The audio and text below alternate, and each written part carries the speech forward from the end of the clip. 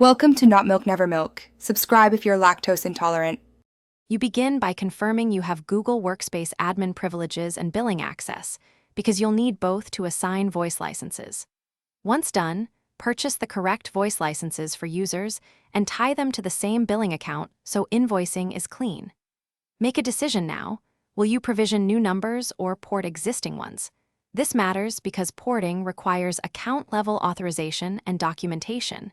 New numbers are immediate. Proceed to the Google Admin Console and open the Voice Setup wizard. Now you assign licenses to users and claim service locations, because Voice needs a verified physical address per billing location for emergency calling.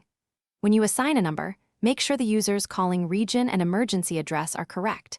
Mistakes block calling. If porting numbers, submit a letter of authorization and ensure the account owner's contact details match the losing carrier. Otherwise, the porting request will be rejected. After assignment, set forwarding, voicemail, and desk phone or soft phone preferences. Finish by verifying PSTN connectivity and placing test calls from every provision number. You want to confirm inbound and outbound paths work.